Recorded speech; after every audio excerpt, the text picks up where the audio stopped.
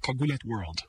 Buong Japan at buong Singapore ang nagulantang sa ginawa ni Alexandra Alex Ala matapos niyang gibayin ang Japanese rising star na si Sara Saito sa qualifying round ng Singapore Tennis Open.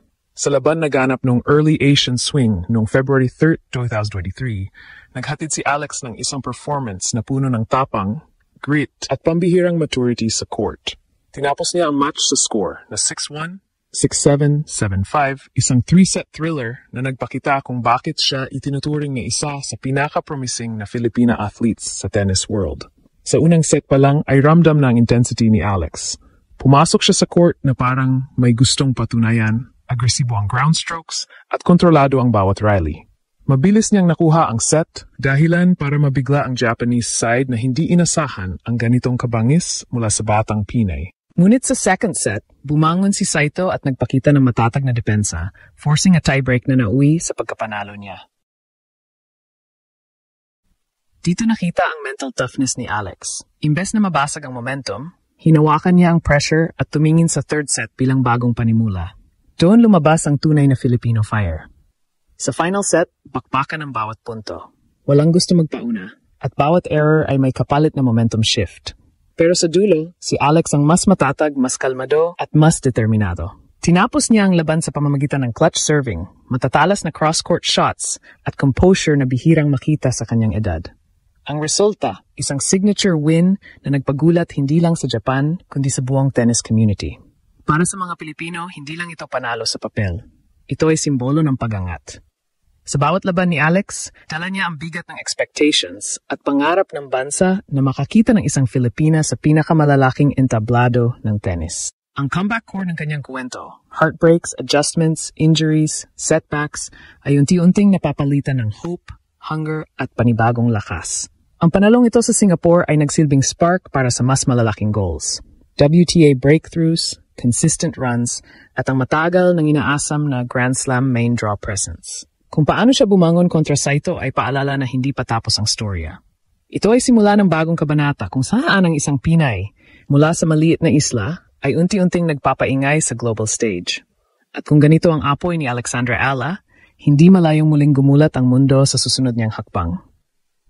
Kagulat World, ibang klaseng eksena ang naganap noong February 3, 2023 sa Singapore Tennis Open nang tuluyang gulatin ni Alexandra Alex Ala ang buong Japan at buong Southeast Asia nang gibayin niya ang Japanese sensation na si Sara Saito sa isang 3-set thriller. Ang laban na ito ay hindi ordinaryong panalo. Ito ang uri ng match na nagbago ng narrative, nagbubuo ng momentum at nagbibigay ng dahilan para muling maniwala ang isang bansa sa pag-angat ng kanyang batang superstar.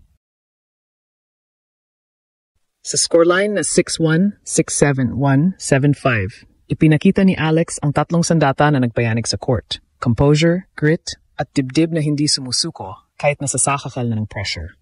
Sa simula pa lang laban ramdam ang kakaibang intensity ni Alex.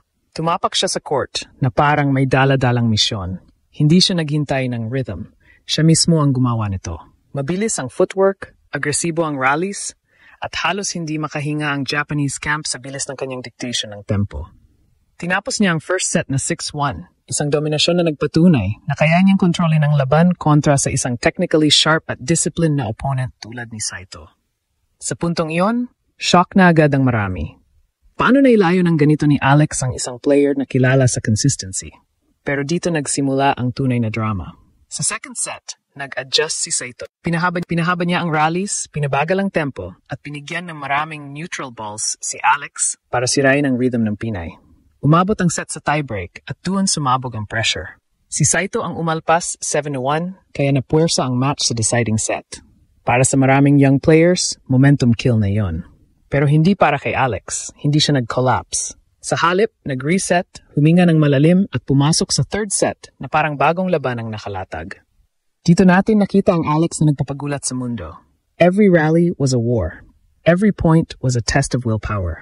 Nagpaulan si Saito ng deep ground strokes, pero sinagot ito ni Alex ng mas matatalas na angles at mas matibay na resolve. Kapag kailangan ng slice, nandoon siya.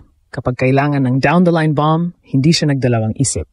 At nang pumasok ang huling tatlong games ng match, doon lumabas ang tunay na clutch DNA ng Pinay. Tinapos niya ang laban na may hawak ng momentum. May kumpiyansa sa sarili, at may lakas ng loob na parang Ang panalo niyang ito ang nagbukas ng pinto sa mas malalaking pangarap. Hindi lang ito isang match. Ito ay deklarasyon na ang comeback arc niya ay buhay na buhay. At sa bawat tagpong ginugulat niya ang mga kalaban, mas nagiging malinaw ang posibilidad. May Pinay na papasok sa pinakamalaking entablado ng tennis. Ang pangalan niya, Alexandra Iella. Ang upset na ginawa niya kay Sara Saito ay hindi lamang ordinaryong win sa qualifying round. Ito ay signal ng pagbabago, ng resilience at ng lumalawak na footprint ni Alex sa international tennis. Ang unang mahalagang punto ay ang pundasyon ng mental toughness. Ang 3-set win ni Alex ay nagpapakita kung paano niya hinahandle ang pressure sa critical moments. Pagkatapos matalo sa second set tiebreak, imbes na bumigay, pinili niyang i-reset ang sarili at i-approach ang deciding set na may focus at strategy.